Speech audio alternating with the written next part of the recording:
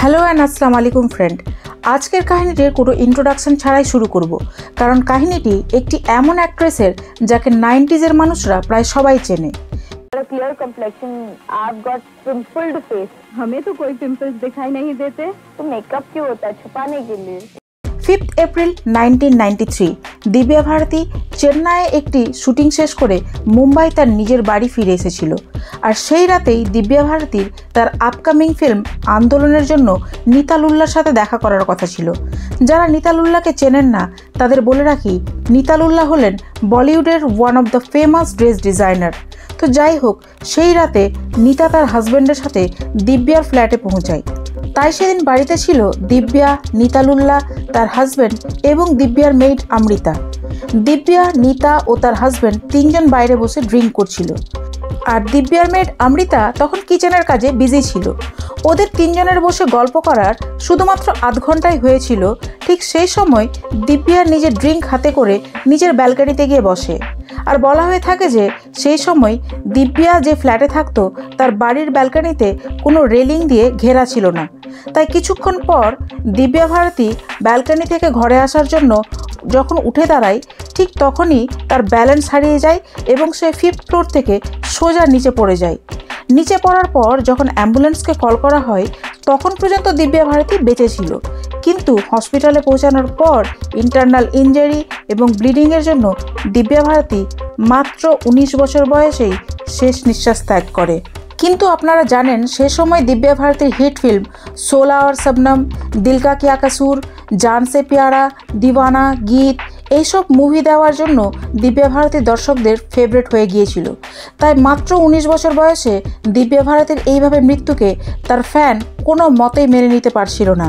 আর সেই জন্যই দিব্যা ভারতীর মৃত্যুকে কোনো না কোনোভাবে মার্ডারের সাথে লিঙ্ক আপ করার চেষ্টা করা হচ্ছিল। ইভেন কিছু মানুষ তো এও বলেন যে দিব্যাকে তার হাজব্যান্ড সাজিদ নাডিয়ালওয়ালা ধাক্কা দিয়ে নিচে ফেলে দেয়, কেননা দিব্যার সাথে তার কিছুদিন আগেই ঝগড়া হয় ও তাতে দিব্যা তার হাজব্যান্ড সাজিদকে থ্রেট দেয় যে দাউদ ইব্রাহিমের সাথে সমস্ত লিঙ্কের কথা দিব্যা মিডিয়াতে বলে দেবে। অ্যাকচুয়ালি সেই সময় আন্ডারওয়ার্ল্ড ডনরা বলিউড ফিল্ম ইন্ডাস্ট্রিতে ফিল্মের জন্য যথেষ্ট পয়সা লাগাতো। আর এই সময় সাজিদের কাছে নিজের একটি প্রোডাকশন হাউসও ছিল। সো এই দিক থেকে দেখতে গেলে দিব্যার কথা ঠিক হওয়াটা কোয়াইট পসিবল।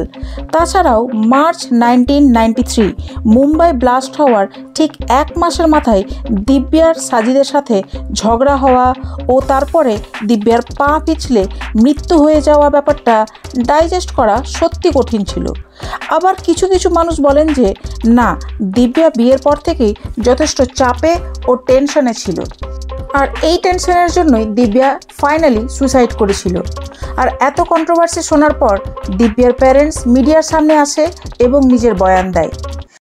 मस्ती मस्ती में उसने एक्सीडेंट हो गया होगा, बिकॉज सुसाइड करने वाली उसकी नेचर ही नहीं थी। তবে বলা হয়ে থাকে যে দিব্যার মৃত্যুর পরও সাজিদ দিব্যার প্যারেন্টসকে নিজের প্যারেন্টসের মতোই ট্রিট করে ও নিজের ছেলের মতোই সবসময় তাদের পাশে থাকে ও খেয়াল রাখে। এরপর 2000 সালের নভেম্বর মাসে সাজিদ ওয়ার্ধা খানকে বিয়ে করে। যাই হোক, দিব্যা ভারতী এমন অ্যাক্ট্রেস ছিলেন যিনি কোনো ফিল্মি ব্যাকগ্রাউন্ড ছাড়াই শুধু নিজের ট্যালেন্ট এবং হার্ডওয়ার্কের দ্বারা নিজের এত সুন্দর কেরিয়ার তৈরি করতে সক্ষম হয়েছিলেন। তাই এইরকম একটি প্রাণবন্ত ও জলি নেচারের মেয়ে কখনোই এইরকম মৃত্যু ডিজার্ভ করে না। আর দিব্যা ভারতী বেঁচে থাকলে হয়তো বলিউডের one of the finest actress হিসাবে নিজের জায়গা করে নিতেন। তো বন্ধুরা, আপনারা যদি দিব্যা ভারতীর ফ্যান হয়ে থাকেন তাহলে ভিডিওটিকে একটি লাইক করবেন। আর দিব্যা ভারতীর কোন মুভিটি আপনাদের ফেভারিট কমেন্টে অবশ্যই লিখে জানাবেন। তো দেখা হবে পরের ভিডিওতে। ভালো থাকুন, সুস্থ থাকুন।